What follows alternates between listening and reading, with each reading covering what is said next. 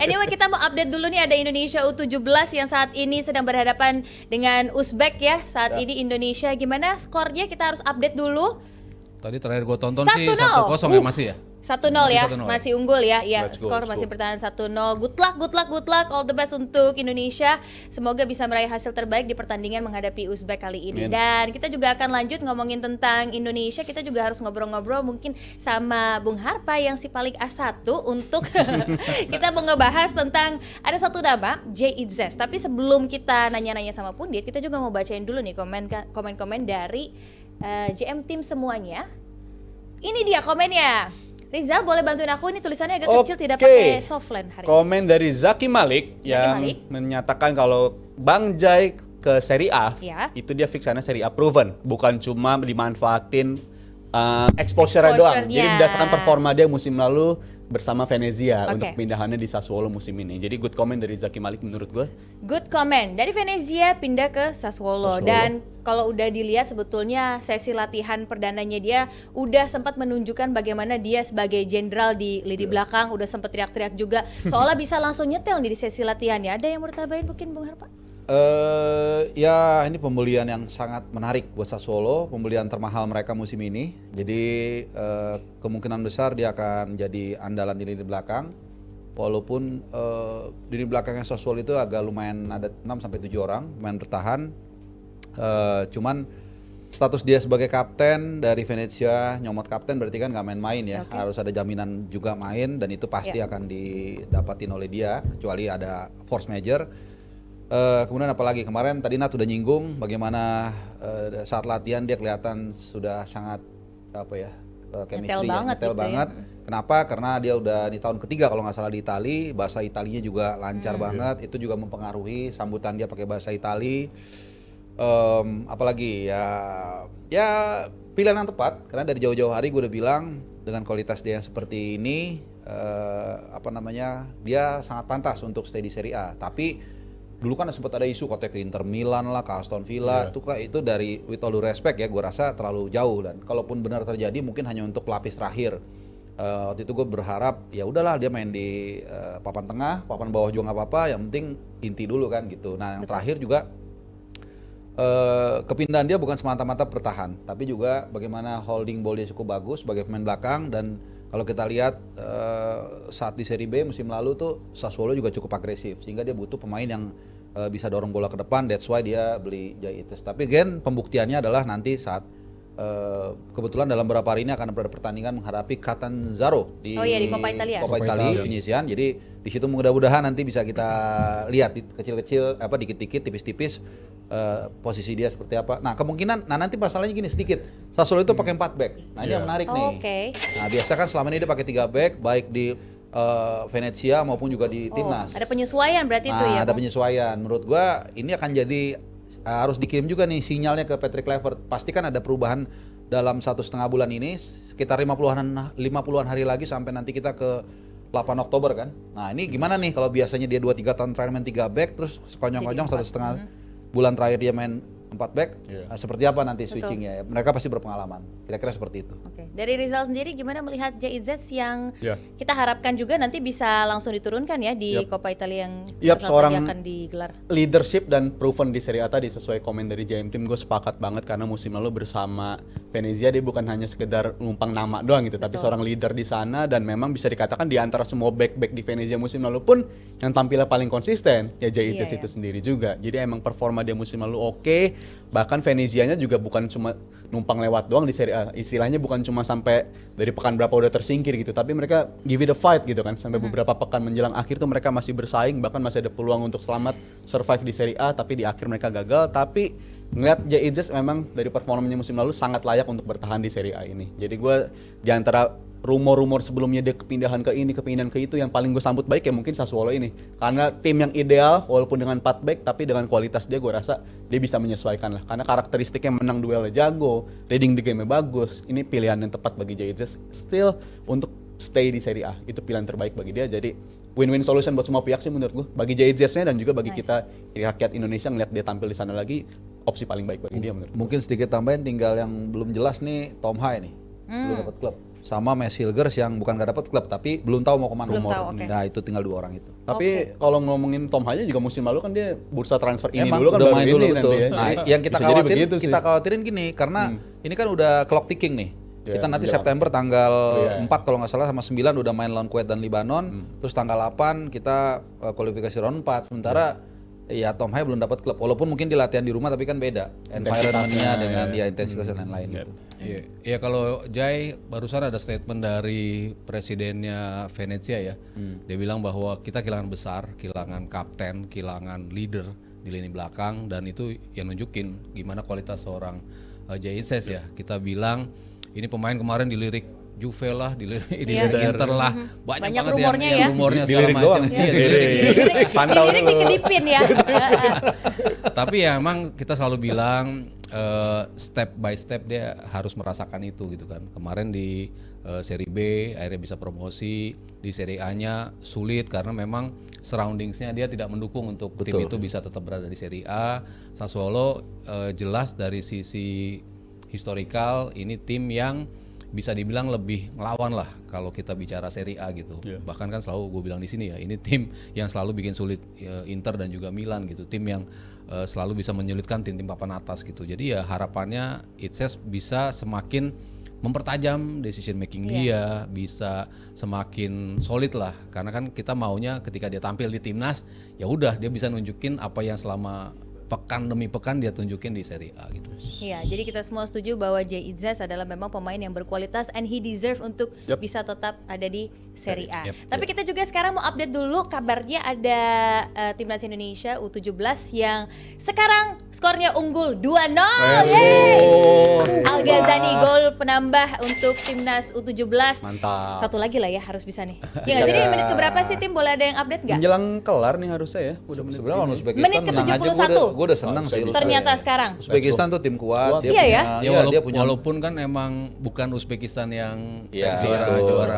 Asianya ya, mereka tuh sedang mempersiapkan Piala Dunia juga, melawan tim-tim yang uji coba juga sih mereka, tapi lawannya Inggris, lawannya Maroko kalau nggak salah, tim-tim yang akan tampil di Piala Dunia juga gitu. Ya mungkin mereka nggak menurunkan tim terbaik mereka di sini Memang gitu, enggak, ya. tapi tetap aja ini tim yang bagus juga dari Uzbekistan. Tadi sempat nonton pertandingannya, ngelawan juga, komposisi defense-nya rapi juga gitu, tapi ya keberanian dari Coach Nova ya untuk nyoba pemain-pemain. Kan tadi kalau ngeliat starternya kayaknya cuma Dava sama Putu Panji kaptennya yang main. Oke. Selebihnya tuh pemain-pemain yang kemarin nggak jadi starter. Artinya kan dia juga berani nih. Oh kalau Uzbekistan nurunin tim kedua, gue juga nih tim bukan inti gue nih yang gue mainin, tapi tetap bisa dapet 2-0. Jadi ya angkat topi lagi sih buat Ya, Coach ya Nova. pokoknya harapan kita semoga skor ini, keunggulan ini bisa bertahan sampai 90 menit sampai pokoknya pertandingan selesai supaya kita bisa menang clean sheet loh, ya nggak sih? 2-0 atau 3-0 siapa tahu ya. Sikat Kita update sekalian. terus pokoknya untuk JM tim semuanya juga. Anyway, sekarang kita juga harus kembali ke topik. Tadi kita udah ngebahas tentang Jai Itzes, sekarang kita akan membahas rekan setimnya di timnas Indonesia. Tentunya ada Kevin Dix yang pindah juga dari FC Copenhagen, sekarang di Borussia Mönchengladbach. Gimana sih kalian melihat adaptasi dari seorang Kevin Dix sekarang? Mungkin dari Bung Harto. Iya pelan tapi pasti di area kanan nih seharusnya semakin firm nih diisi oleh Kevin Dix. Kalau di kiri kan kalau kita sepakat Kelvin Verdong tuh menjadi penghuni tetap lah. Walaupun di sana ada Dean James, ada Sen Patinama dan lain-lain, Verdong udah lama dia firm di sana, sangat konsisten. Di kanan ini awal-awal Sandy Walsh, kemudian juga sempat Jakob Sayuri waktu lawan Jepang, sempat Asnawi juga lawan China di Qingdao, kemudian Kevin Dix datang. Cuman juga kelihatannya belum terlalu nyetel. Cuman kalau kita lihat kualitas dia sebagai pemain di Copenhagen dan di Mönchengladbach, wah ini luar biasa sebenarnya. Mönchengladbach ini musim lalu peringkat 10. Kemudian di pramusim kalau nggak salah minimal 4 kali lah yang gue tahu, mungkin 5 kali gue lupa. Terakhir dia ngalahin Valencia 2-0, 2 kali starter, 2 kali masuk dari bangku cadangan, cetak gol dari penalti. Kelihatannya dia akan jadi inti sih musim depan.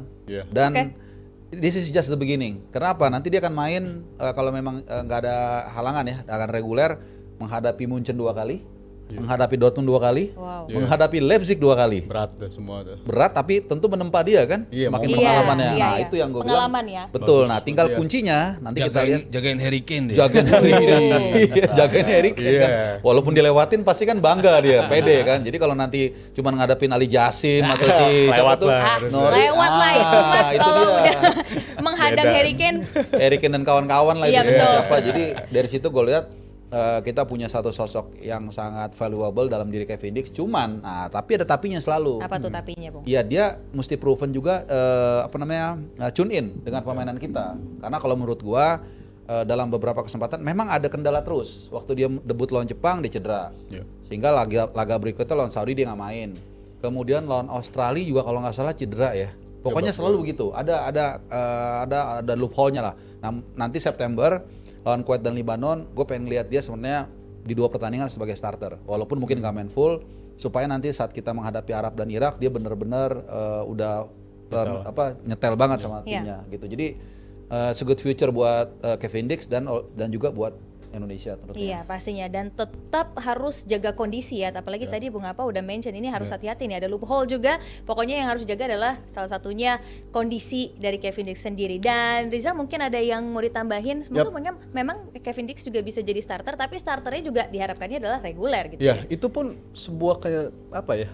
Terbuka banget peluang dia untuk jadi Oke. reguler karena Borussia Mönchengladbach pun juga baru ditinggal sama back andalan yang musim lalu ya, Itakura, pemain asal Jepang yang pindah ke Ajax. Jadi ada space. Oh jadi deal ya? Jadi ini cabut dia Itakura. Jadi ada space di lini belakang yang bisa diisi, dan faktor Kevin Dix ini tampil reguler, biasanya tampil di kancah Eropa, itu menurut gue jadi poin plus juga untuk Mönchengladbach gitu. Karena dia punya pengalaman, dan kayaknya bahkan ada beberapa, gue baca dari media Jerman, ada peluang dia untuk tampil sebagai back tengah di Mönchengladbach gitu. Karena ada kemungkinan dia main di area tersebut, karena Mönchengladbach tuh cuma punya 3 center back saat ini. Jadi minim banget opsi di sana, dan untungnya punya pemain macam Kevin Dix, pemain yang bisa nge-cover banyak posisi, itu ngebuka peluang dia untuk tampil di situ. Jadi sebuah kepindahan yang gue rasa tepat bagi Kevin Dix-nya, dan Mönchengladbach pun juga perlu pemain lini belakang yang bisa nge-cover banyak posisi kayak begini. Dan gue sih happy kalau ngeliat dia akhirnya dapat kesempatan di center back, karena kita selama ini kan ngeliatnya juga dia di wing kanan gitu, Oke. di area wing back kanan. Tapi kalau dia pindah ke center back, gue rasa dia punya kapasitas juga untuk mainin peran tersebut. Ya, dan selama di pramusim itu dia memang sempat memainkan juga peran dari CB CB, kiri malah kalau nggak salah. Terus juga sebagai bek kanan udah pasti itu juga sering. Dan kalau kita mau tarik lagi ke belakang di Copenhagen, dia tuh hampir memainkan semua DM pun main. DM pun pernah main. DM, LB, CB kiri, CB tengah, CB kanan, right back. Plus dia menjadi penalty taker. Dan di pramusim juga cetak 1 gol dari penalty taker. Jadi checklistnya banyak gitu. Kalaupun misalnya kayak tadi ada yang CB kiri nggak main, oh yaudah Kevin Dix aja bisa main deh, yang lain di kanan gitu. Cukup Jadi komplit ya cukup sebetulnya. komplit ya. Jadi makanya harapan Dia dia untuk CB-CB-an ya? Bu? itu cabe. Cabe-cabean. Saya beda. Pinter maksudnya ya. Masuk loh, dong loh. Jam terbang itu Nat. Jam terbang itu nggak bisa dipelajarin instan itu. Lama. Silakan. Kevin Dix pokoknya mantap lah gitu. Mantap, Oke. Mantap. Oke, semoga kesempatan yang sama juga bisa diberikan juga oleh tim rekan setimnya juga dari Kevin Dix, ada Justin Hubner di sana yang bersama dengan Fortuna, karena kemarin pada saat pramusim juga kerap kali mendapatkan kepercayaan, dan harapannya juga semoga bisa jadi reguler juga di Fortuna. Ini menarik nih. Di era Hubner divisi. ini menurut gue punya mentalitas yang gokil lah gitu ya. Dengan cerita-cerita di balik dia sempat dihujat, oh kok malah begini, malah santai segala macam tuh. Orang nggak paham ya, itu kan lagi liburan kan urusan. Masa orang nggak boleh liburan Iya juga ya. 10 bulan kerja. Masa nggak boleh kasmaran? Iya. Wah, jangan ke sana dong. Masa liburan ke Iya dong, itu kan kadang-kadang orang itu lupa nih 10 bulan, mungkin 11 bulan. Tiap hari pagi latihan, sore latihan, main, terus nanti terbang ke Indonesia, ini kan perlu refresh kan. Nah, tapi kebetulan kemudian dia gabung Fortuna Sittard, latihan 2-3 hari dia langsung main pramusim. Jelek mainnya. Jelek, dan itu gua katakan benar-benar jelek, cuman gua kasih tahu ada cumannya juga nih. Cuman dia baru main 2-3 hari baru gabung, wajar dong. Pas yang latihan ya? Pas Pas yang yang pramusim ya? pramusim yang Iya. main pertama. Tapi pas yang pertandingan pertama Begitu bagus main pertama, Iya. bagus banget. Bagus banget, dan ada satu momen dia iseng syuting dari luar kotak penalti, which is sebenarnya nggak teritori dia tuh, dimarahin sama pelatihnya. Tapi dia nurut, kemudian dia fokus di belakang dan tampil sangat bagus selama 90 menit. Jadi ya kita sangat sama juga nih kayak Kevin Dix. Bedanya Justin Hubner udah lama bergabung dengan tim nasional kita, udah chemistry-nya udah kepaham sama Bang Jaya sama Rizky Ridho. Jadi gua rasa cuma satu aja nih, jangan terlalu El Prime-nya dikeluarin. Oh, itu Karakter harus tapi agak Bu. di hold sedikit ya. Tetap nggak apa-apa tonnya, cuman jangan nanti takutnya kakinya main nggak kartu merah repot kita. Itu aja sih kalau Justin Upton. Oke, Mas Sabto silakan ada yang bertambahin tentang apa? Iya, ini bukti ya pemain yang tadi sempat Harpa bilang berapa kali dihujat, berapa kali di ini yang selalu gua highlight kan postingan dari pacarnya ya. You prove them wrong gitu kan. Maksudnya lo bisa ngebuktiin bahwa diri lo tetap layak ada di Eropa gitu. Ya walaupun main di Fortuna Sittard gitu, bukan tim papan atasnya Eredivisie gitu, tapi at least dia ada di situ. Makin banyak pemain kita yang ada di Eredivisie, Dean James yang menjadi lawannya juga di situ, masih ada Eliano Reinders, masih ada Kelvin Verdong, masih ada ya Hilhers kalau dia nggak jadi pindah, nunjukin bahwa ya secara steady mereka ada di Eropa dan mereka akan bermain setiap pekannya gitu. Dan Hubner nunjukin di debutnya ternyata memang dia layak untuk menjadi salah satu personil dalam starting 11 dan itu ya makin bagus buat kita juga kan. Kemarin dia mungkin di Cerezo nggak dapat jam terbang, di Wolves juga kadang dapat kadang enggak, tapi di Sittard ya moga-moga dia dapat kesempatan itu dan by the time dia tampil bersama timnas ya akan nyetel lah bersama tadi yang kita sebut Jahitses, nanti Rido, nanti di kanannya bisa Kevin Dix gitu, di kirinya Verdong, semua pemain ya bisa menyatu lah dengan skemanya. Dan gue respect sama dia tetap milih main di Eredivisie, kasta tertinggi sepak bola profesional Belanda kan. Meskipun konon gajinya nggak terlalu besar, cuman waktu itu gue berargumen gini, udahlah kan lu juga banyak endorse dari luar gitu loh. Nggak, ini kita ngomong apa adanya. Benar-benar sosial media kan bisa Iya, digunakan nggak juga. apa-apa. Jadi lu dapat uangnya nih celengannya dari yang lain. Nah, untuk dari klub mungkin gak usah terlalu gede nggak apa-apa. Cuman lu bisa keep up terus. Betul, aktif jadi ya. Nah, main di Fortuna Main Sittard terus, kan lagi-lagi nih ketemu Ajax 2 kali, ketemu Feyenoord 2 kali, ketemu PSV 2 kali. Ini kan jadi pengalaman yang sangat luar biasa. On the other hand, kalau kita lihat kan ada beberapa juga yang kalau gue boleh kasih terminologi ya, udah mulai agak lempar anduk putih nih. Udah mulai mendekat ke Liga 1 pemainnya. Sandy Walsh terakhir katanya ke Borobudur United. Walaupun masih abroad ya dan masih Liga Thailand lebih bagus dari kita, tapi kan kita udah mulai khawatir nih. Sandy Walsh dari Belgia ke Jepang, ke Thailand. Makin dekat. Ya makin dekat Kenapa kan. nih? Iya. Jens Raven, Boro-Boro udah langsung ke Bali United. Walaupun gue bukan bilang itu keputusan yang salah ya, itu kan hak dia. Kemudian Struijk juga udah merapat ke Liga 1, bahkan 2 pertandingan dia nggak golin. Ya kita tetap dukung, cuman kalau kita boleh berpendapat agak disayangkan gitu. Jadi kalau untuk yang teman-teman yang apapun pilihannya kita hargai, cuman untuk kayak Hubner, kayak siapa lagi mungkin Reinders dan lain-lain yang tetap fight di Eropa, ya mereka punya harapan untuk tetap stay di level tertinggi. Oke, kurang lengkap kalau nggak Rizal nambahin mungkin sedikit aja Sohibnya Hubner mau Sohib komentar banget ya.